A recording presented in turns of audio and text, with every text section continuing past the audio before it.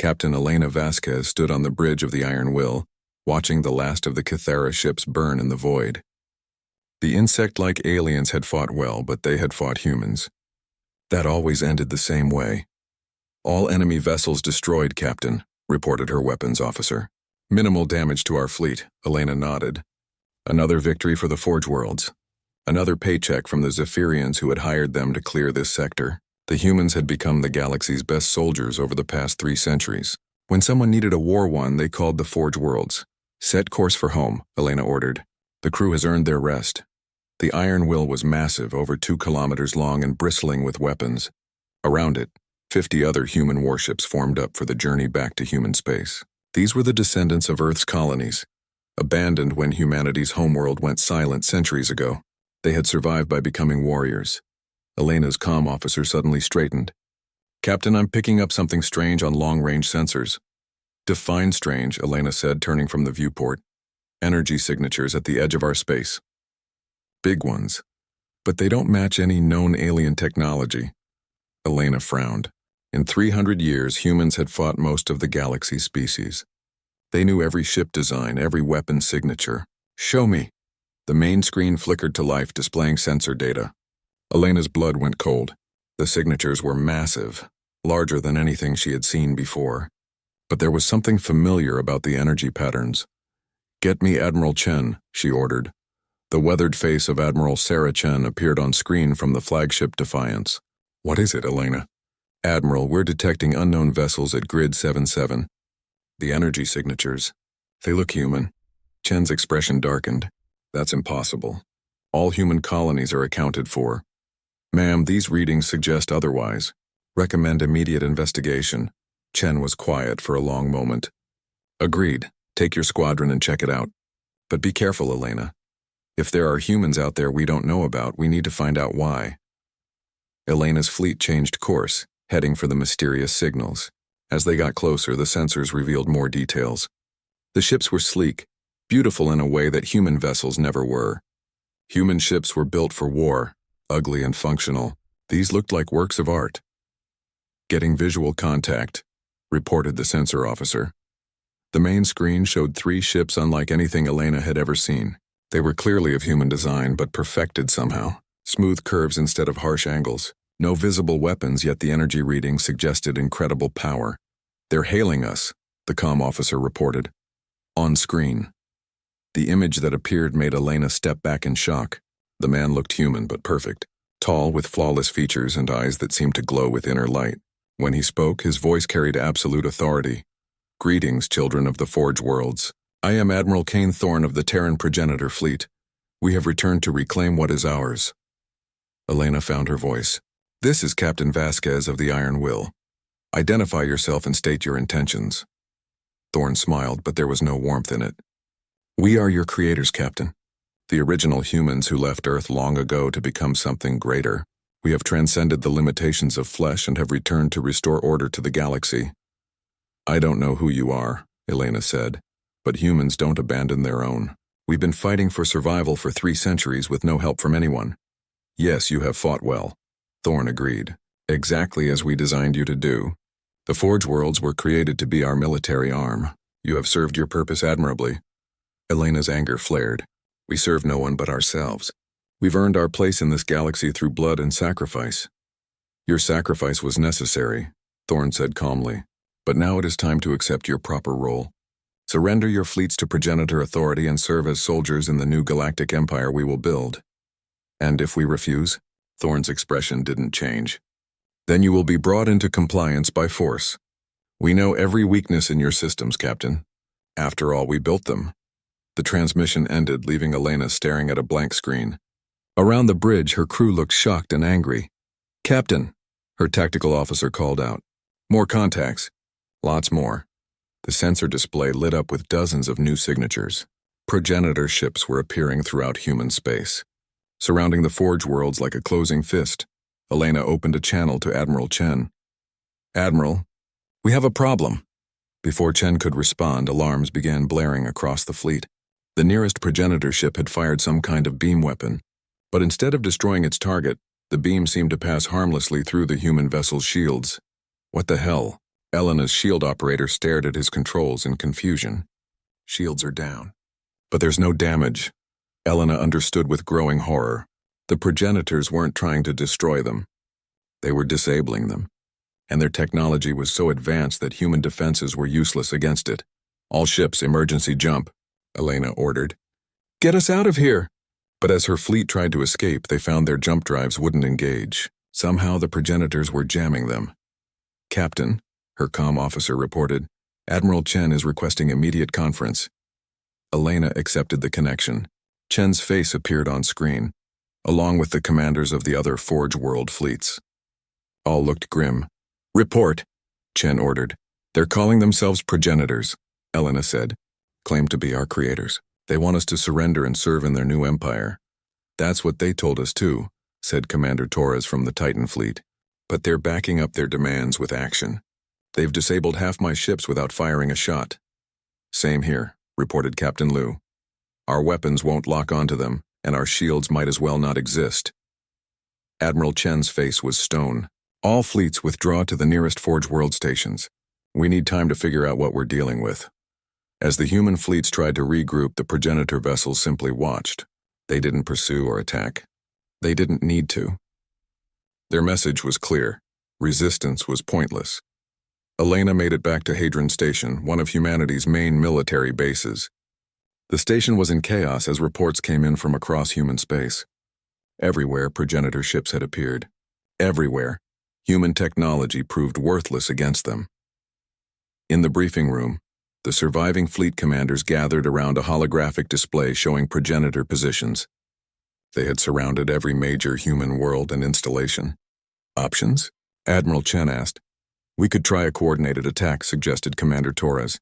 Hit them all at once before they can respond. With what? Captain Liu shook his head. They can turn off our ships like flipping a switch. We might as well throw rocks at them. Elena studied the display. There has to be something.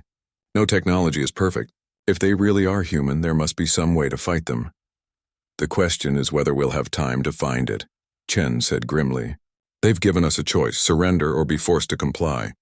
Either way, they get what they want. Then we make sure they don't get it easily, Elena said. Send word to all Forge Worlds. We've survived 3 centuries of war. We're not going to roll over for anyone, not even our so-called creators. Admiral Chen nodded slowly. Agreed. Signal all stations to go to maximum alert. If the progenitors want to fight, they'll get one. As the meeting broke up, Elena remained staring at the display. Somewhere out there in the void, beings claiming to be humanity's creators were preparing to take control of everything humans had built. They had the technology to do it easily, but they had underestimated one thing. Humans didn't just fight because they were good at it. They fought because they refused to kneel to anyone. The war for humanity's freedom was about to begin. The news of the progenitors spread across the galaxy like wildfire. In the crystalline halls of the Nexus Collective, computational minds calculated the odds of human civil war. In the floating cities of the Zephyrians, ethereal beings whispered about the return of humanity's makers. Most alien species saw this as good news. Humans fighting humans meant fewer humans to worry about. They were wrong. Elena stood in the command center of Hadron Station, watching reports flood in from across the galaxy. The progenitors weren't just threatening humans. They were making their presence known to every major alien power. Captain, her intelligence officer called out. Priority message from the Zephyrian High Council. The holographic image of Counselor Ethon appeared, his translucent form shimmering with agitation. Captain Vasquez, we have a situation. The beings calling themselves progenitors have made contact with our government. What did they want? Elena asked. Submission, Ethan replied. They offered us a place in their new galactic order. As servants. Elena felt cold dread settle in her stomach. And your response? We declined, naturally. No one rules the Zephyrian Collective. Ethon's form flickered with anger. They said our refusal was noted and would be addressed. The transmission ended abruptly, leaving Elena staring at empty air. Her worst fears were coming true. The progenitors weren't just after humanity. They wanted to rule the entire galaxy. Colonel Marcus Reed burst into the command center, his face grim. Elena, we've got problems. Big ones, what now? The progenitors just demonstrated their power at Kepler 442b. The entire planet has gone silent. Elena called up the sensor data from the distant system. Kepler 442b had been a Zephyrian colony world, home to over 1 billion ethereal beings. The readings showed the planet was intact, but something was terribly wrong. "What am I looking at?" Elena asked. "The planet's atmosphere has been crystallized," Reed explained, "turned into some kind of temporal prison. Every living thing on the surface is frozen in time." Elena stared at the data in horror. An entire world trapped in a moment, its population suspended between life and death.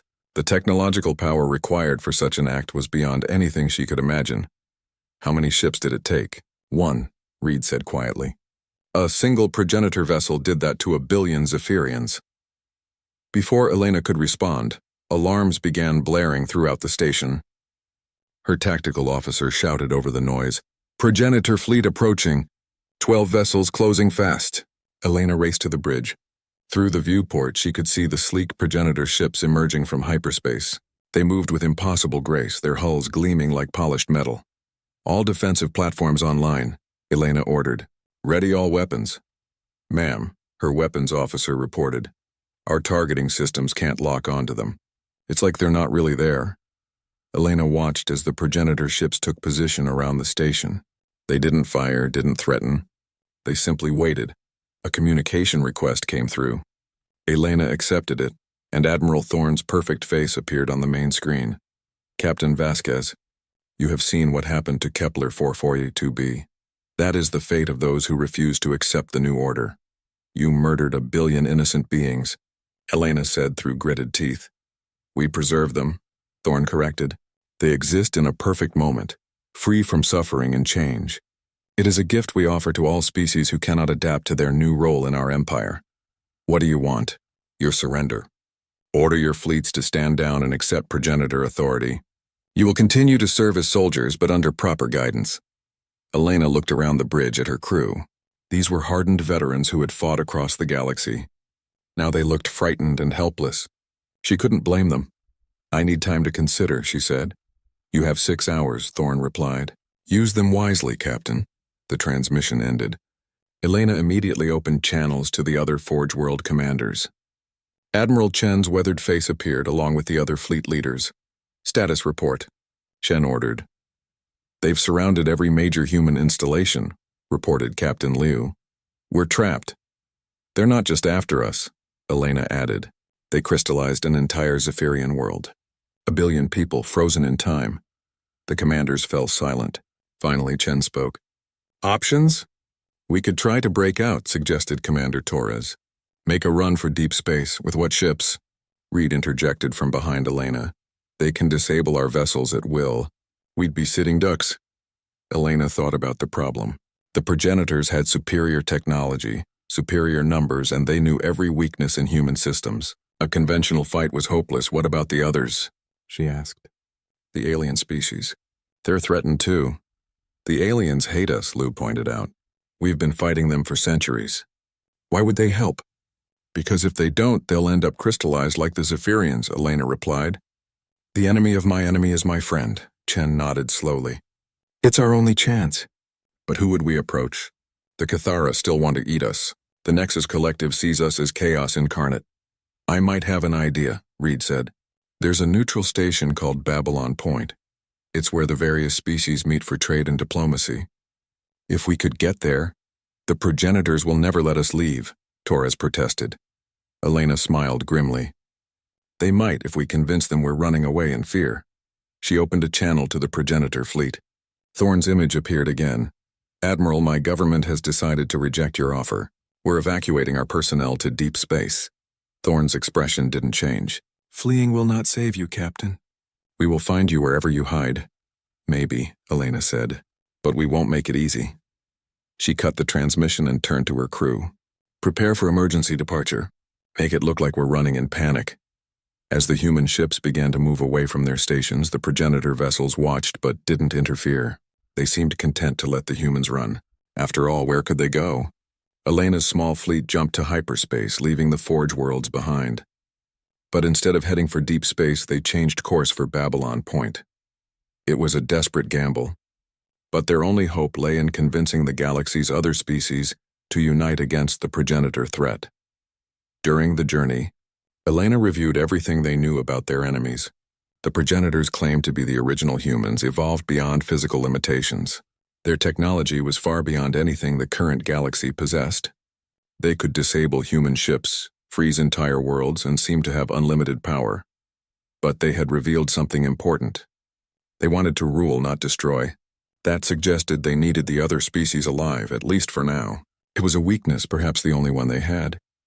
"Captain," her navigator reported, "approaching Babylon Point." Elena looked at the massive space station ahead. It was neutral ground where even enemies could meet safely.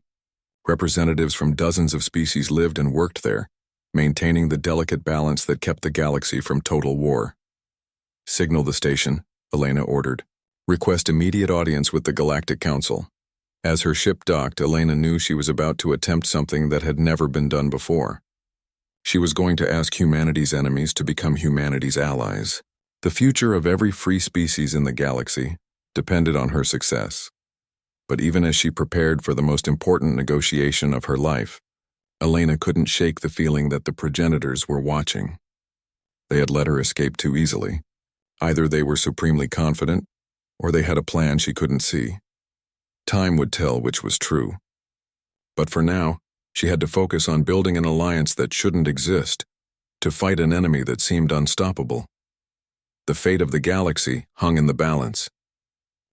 The council chamber on Babylon Point had never seen anything like this before. Representatives from species that had been at war for centuries sat around the same table, united only by fear of a common enemy. Elena stood before them, feeling the weight of hostile stares. To her left sat Queen Mother Zeketh of the Kythera swarms, her insectoid form clicking with barely controlled aggression. To her right, the crystalline form of Nexus Prime Node hummed with computational activity. Across from her, General Kavak of the Zephyrian Remnant Fleet gazed at her with ethereal contempt. "You ask us to trust humans," Kavak said, his voice like wind through crystal. "The same humans who have killed millions of our people over the centuries. The same humans who burned our hive worlds," added Zikath, her mandibles snapping. Elena kept her voice steady. "I'm asking you to trust in survival. The progenitors don't want to rule just humanity. They want to rule everyone. You've seen what happened to Kepler 442b. The Nexus Prime Node's voice was like music made of mathematics. Probability analysis suggests human civil war would weaken both factions, benefiting other species. There is no civil war, Elena said firmly. The progenitors aren't human anymore if they ever were. They're something else. Something that sees all of us as tools to be used or obstacles to be removed.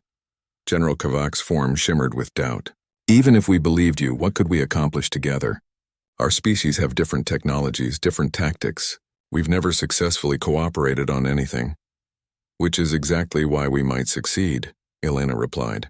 The progenitors have studied human weaknesses for centuries. They know how we fight, how we think. But they haven't studied us fighting together. Before anyone could respond, alarms began blaring throughout the station. The chamber's communication system crackled to life. All representatives to emergency stations. Unknown vessels approaching the station. Elena's blood went cold. Through the chamber's viewport, she could see sleek shapes emerging from hyperspace. Progenitor ships, their hulls gleaming with deadly beauty. They followed us, she whispered. The chamber erupted in chaos as representatives shouted accusations and demands, but General Kavak's voice cut through the noise like a blade. Quiet, he commanded. If these progenitors are truly a threat to all of us, we'll see their intention soon enough.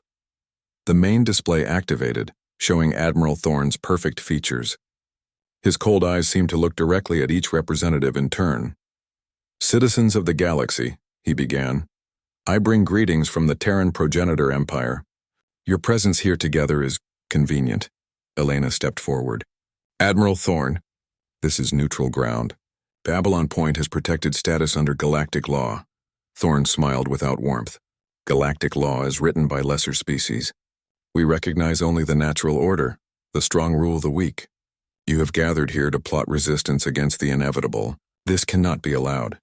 The station shuddered as progenitor weapons struck its shields. But these weren't normal energy weapons.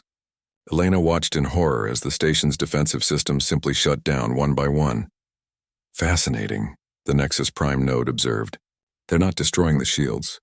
They're convincing them not to exist. Queen Mother Zizkath's claws extended. Impossible. Matter cannot be convinced. Unless you understand matter better than we do, Elena said grimly. Outside, progenitor ships moved closer to the station. But something unexpected happened. As they approached, other ships began emerging from hyperspace. Zephyrian phase cruisers, Kythera bioships, and human vessels all appeared at the same time. The garrison fleets, General Kavak said with surprise. They've come to defend the station. Elena watched as the mixed fleet took defensive positions around Babylon Point. For the first time in galactic history, human and alien ships were fighting on the same side. The battle that followed was unlike anything Elena had ever seen. Progenitor vessels moved through space like dancers, their weapons reaching out to disable enemy ships with casual ease. But something was different this time. They're struggling, Elena realized. Our ships are working together, covering each other's weaknesses. A Zephyrian phase cruiser would materialize behind a progenitor vessel, only to phase out again before return fire could reach it. Meanwhile, Kythera bioships swarmed around larger progenitor vessels, their living hulls adapting to energy weapons in real time. Human dreadnoughts provided covering fire, their weapons keeping progenitor ships from focusing on any single target. Incredible, the Nexus Prime node calculated. Combined fleet effectiveness is greater than the sum of individual capabilities. The tide turned when a group of human fighters, covered by Zephyrian phase shields and guided by Kythera navigation instincts, managed to penetrate a progenitor ship's defenses. The alien vessel, damaged for the first time, retreated along with the rest of its fleet.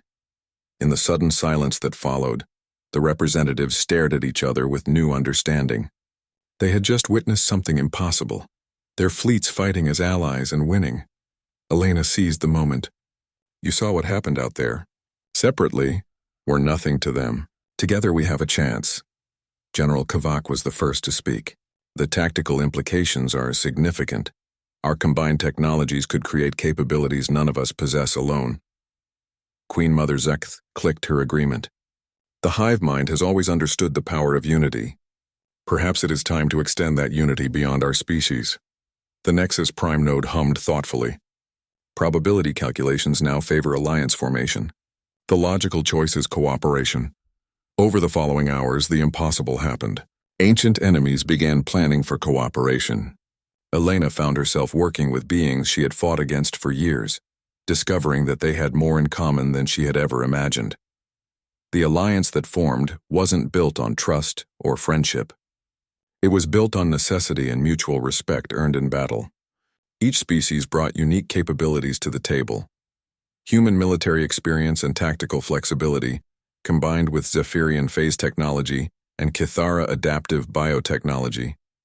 The Nexus Collective's computational power could coordinate complex multi-species operations in real time, but forming an alliance was easier than making it work. The first joint training exercises were disasters. Human pilots couldn't adapt to Zephyrian phase tactics. Kythera bioships couldn't interface with human computer systems. The Nexus Collective's perfectly logical battle plans ignored the chaos of actual combat. Elena spent weeks working with alien officers, learning their methods and teaching them human tactics. Slowly, painfully, a new kind of warfare began to emerge. The key is redundancy, she explained to General Kavak during one planning session. If one species' technology fails, another backs it up. If one tactical approach doesn't work, we try another. Meanwhile, reports continued to come in from across the galaxy. The progenitors weren't waiting for the Alliance to organize. Entire star systems were falling under their control. Some species surrendered without fighting, seduced by promises of perfection and eternal life. Others resisted and were crystallized like the Zephyrians, but now there was hope.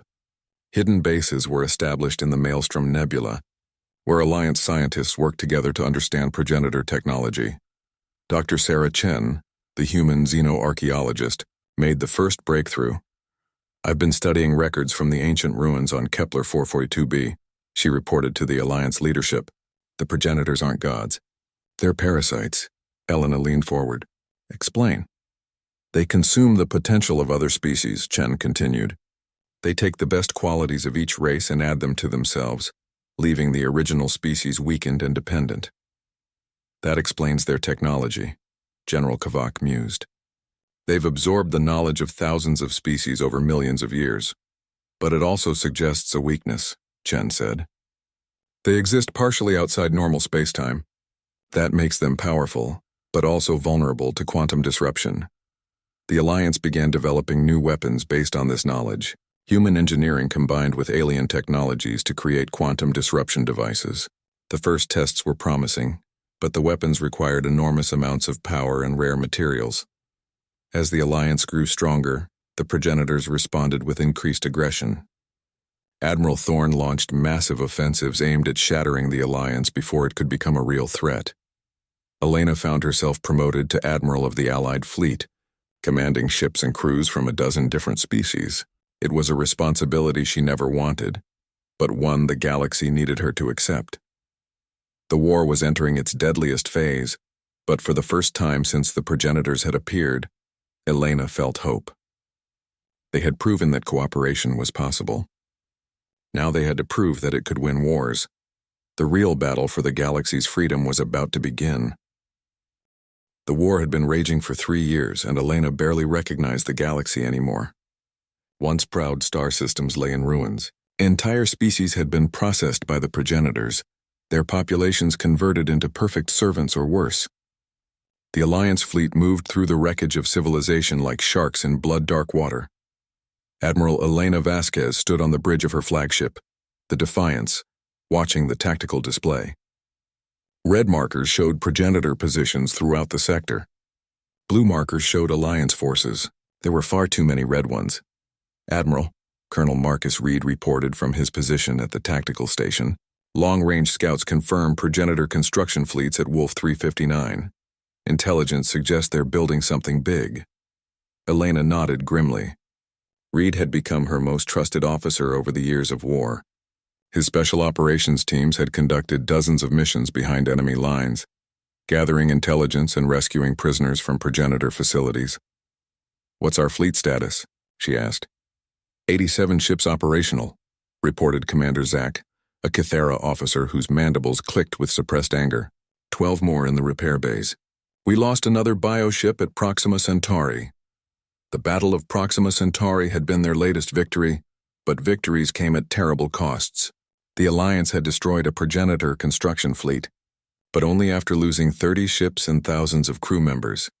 The quantum disruption weapons performed well, added Dr. Sarah Chen through the comm system from her laboratory ship, but we're running low on the rare elements needed to build more. Elena studied the star charts. The Alliance controlled perhaps a quarter of the galaxy now, fighting a desperate campaign to slow progenitor expansion while building strength. But time was running out.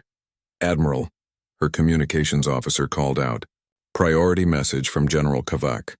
The ethereal Zephyrian's image appeared on the main screen, his translucent form flickering with exhaustion.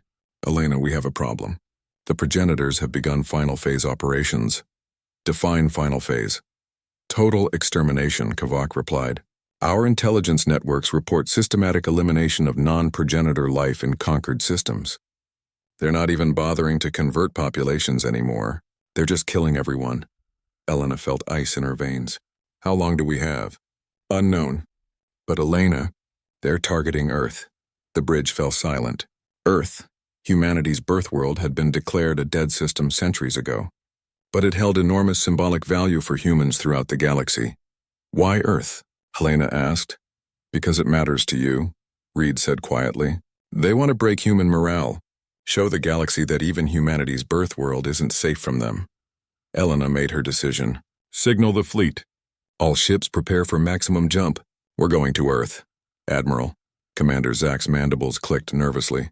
"Earth is deep in progenitor space. It's suicide." "Maybe," Elena agreed. "But if we don't try, we lose more than a planet. We lose hope." The Alliance fleet assembled in deep space. Representatives from dozens of species united in desperate purpose. Human dreadnoughts flew alongside Kythera bioships, Zephyrian phase cruisers, and Nexus computational vessels. It was still an impossible sight, even after years of war. "Fleet ready for jump," reported the navigation officer. "Take us to Earth," Elena ordered. The jump through hyperspace felt longer than usual. as if the universe itself was reluctant to let them reach their destination. When they emerged, Elena gasped at what she saw. Earth hung in space like a jewel, blue and white and beautiful. But it wasn't alone. Progenitor ships surrounded the planet in perfect formation, their hulls gleaming with deadly intent. And there, at the center of the formation, was a vessel Elena had only heard described in intelligence reports. Admiral Thorne's flagship, Reed identified. The Transcendence. 15 kilometers long and armed with weapons we can't even identify. Elena opened a channel to the progenitor fleet. Thorne's perfect face appeared, but now it seemed cruel and tired. Admiral Vasquez, he said. How predictable. You've brought your mongrel fleet to witness the end of humanity's childhood. Earth is protected under galactic preservation laws, Elena replied. It's a cultural heritage site. Thorne laughed, a sound without humor. Laws written by lesser beings.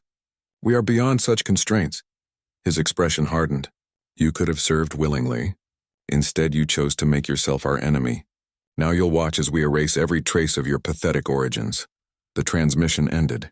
Elena turned to her crew, seeing her own determination reflected in their faces.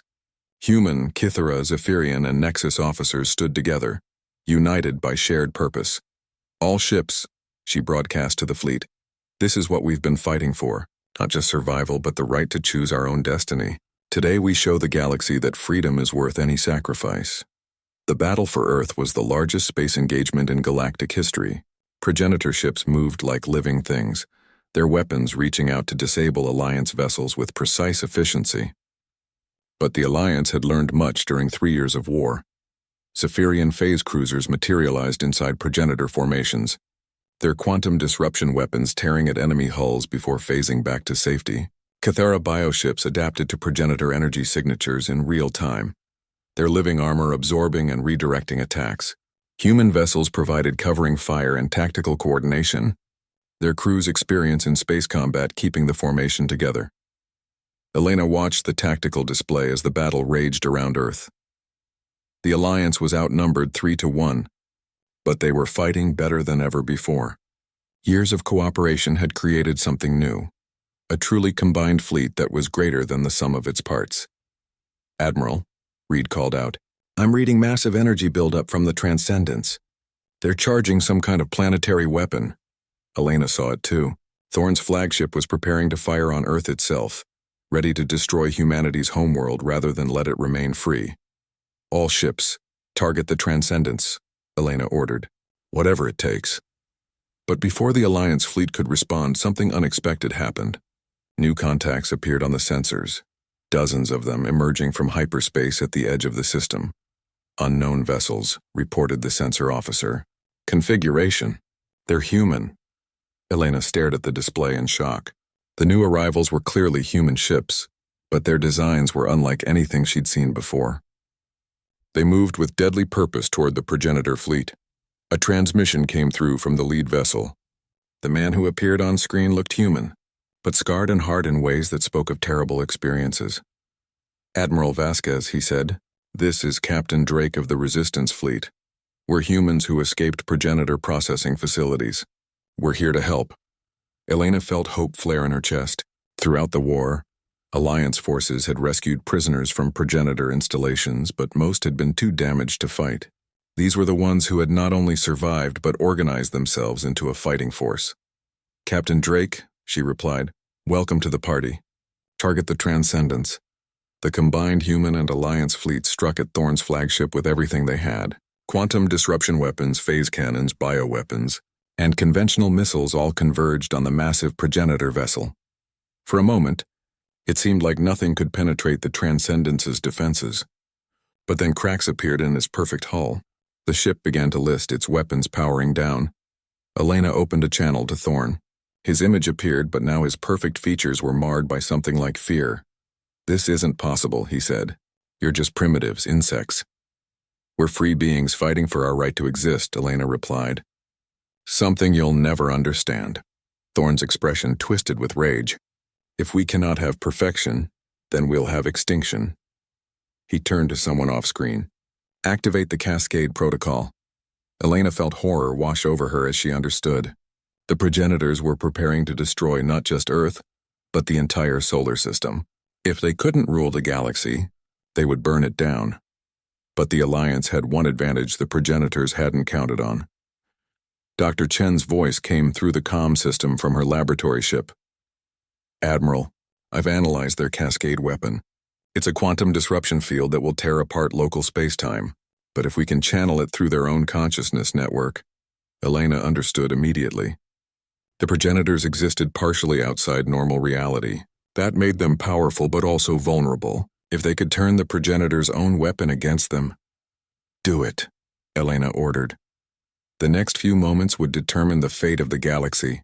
As the Transcendence prepared to fire its reality-destroying weapon, Alliance scientists worked to redirect its power through quantum pathways that led directly to the progenitor consciousness network.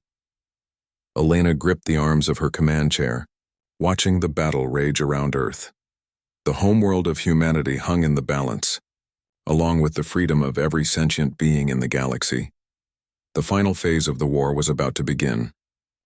The space around Earth became a storm of energy and death as the final battle raged. Elena watched the tactical display, her heart pounding as Alliance ships threw themselves against the progenitor fleet in desperate fury. The fate of every free being in the galaxy would be decided in the next few hours. "Admiral," Dr. Chen's voice crackled through the comm system. "The quantum redirection matrix is ready, but we need someone to guide the cascade through the progenitor network manually." Elena understood the implications immediately. Whoever took on that task would have to link their consciousness directly to the quantum storm. "They wouldn't survive the process. I'll do it," she said. "No." Colonel Marcus Reed's voice was firm as he stepped forward on the bridge. "Admiral, the fleet needs you to coordinate the final assault. This is a job for special operations." Elena looked at her oldest friend and most trusted officer. Reed had been with her through every battle, every impossible mission. She couldn't ask him to make this sacrifice.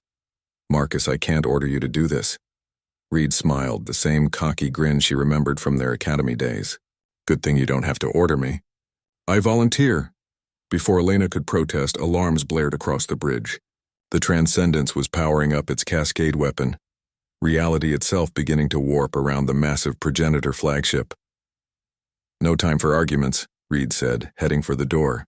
"Keep those progenitor bastards busy while I work." Elena watched him go, knowing she might never see him again.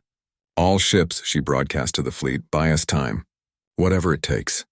The Alliance fleet threw everything they had at the progenitor forces. Human dreadnoughts charged directly into enemy formations, their crews knowing they were flying to their deaths. Cathera bioships sacrificed themselves in kamikaze runs, their living hulls rupturing to release quantum-charged toxins. Zephyrian phase cruisers materialized inside progenitor vessels, their crews teleporting aboard to fight hand-to-hand in corridors that bent space and time. Elena felt tears on her cheeks as she watched ships die by the dozens.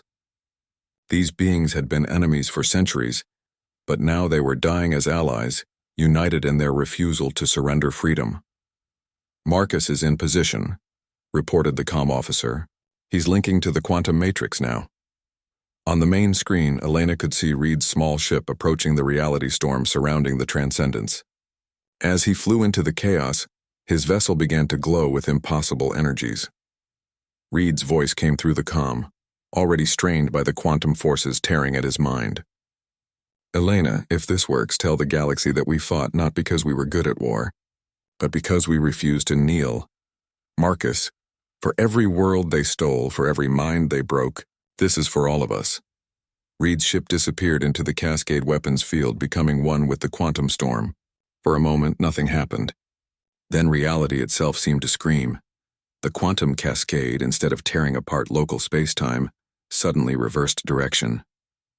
Elena watched in awe as the energy flowed back through pathways only Dr. Chen could see, racing along quantum connections toward the progenitor consciousness network. Across the galaxy, every progenitor vessel suddenly stopped moving. The beings who had claimed to be gods found themselves stripped of their transcendent state, forced back into normal space-time where they were vulnerable to conventional weapons. Admiral Thorne's image appeared on Elena's screen one last time. His perfect features were twisted with disbelief and rage. "This is impossible," he snarled. "We are eternal. We are beyond your reach. You were parasites," Elena replied, "and now you're just mortal." The Transcendence, its reality-warping weapons turning against its own hull, began to collapse. The massive vessel folded in on itself like paper in a fire, its perfect curves becoming twisted wreckage. Thorne's final words echoed across the fleet. "You have doomed yourselves to remain what you are. You could have been gods." Elena's response was broadcast to every ship in the system, human and alien alike. "We never wanted to be gods. We just wanted to be free." The transcendence imploded, taking Admiral Thorne and his dreams of galactic domination with it.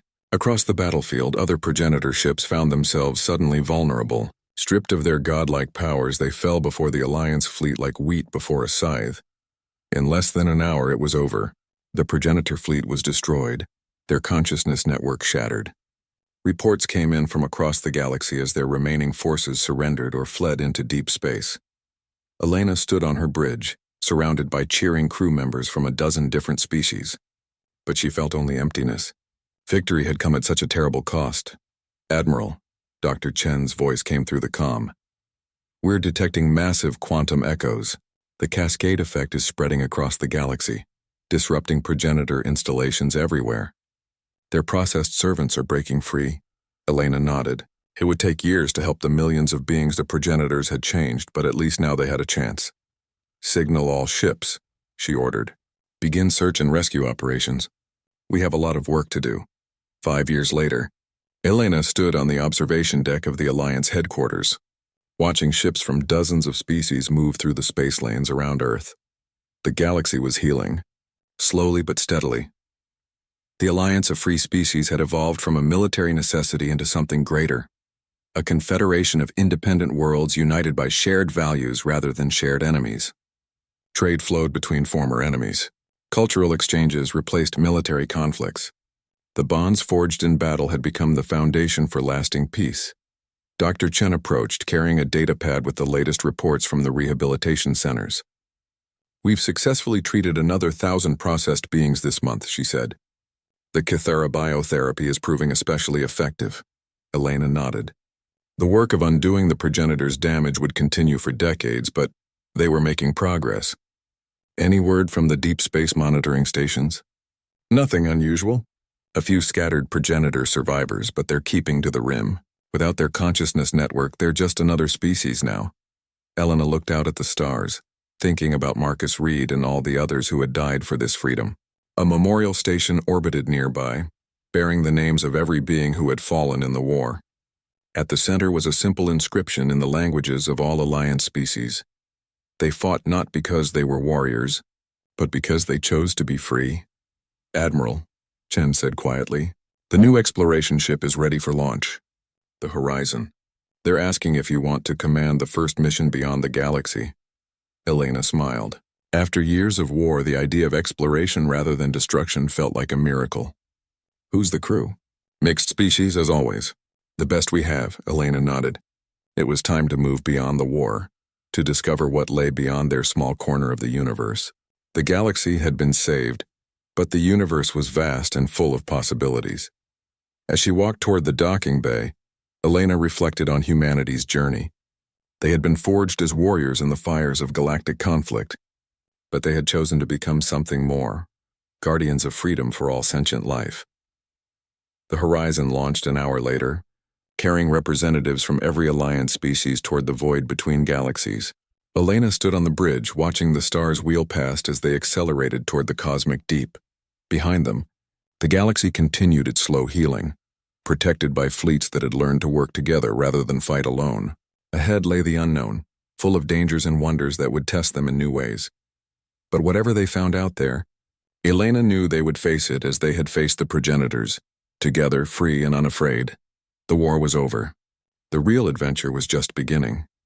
As the ship disappeared into the darkness between stars, carrying hope and determination toward whatever challenges awaited among the distant galaxies, Elena smiled. They had been forged as warriors, but they had chosen to be something better. They had chosen to be free, and in the end, that choice had saved not just humanity, but everyone who believed that freedom was worth fighting for. The galaxy belonged to no one and everyone, exactly as it should be.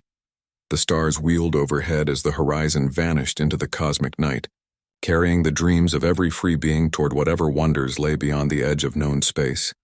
The future was theirs to write.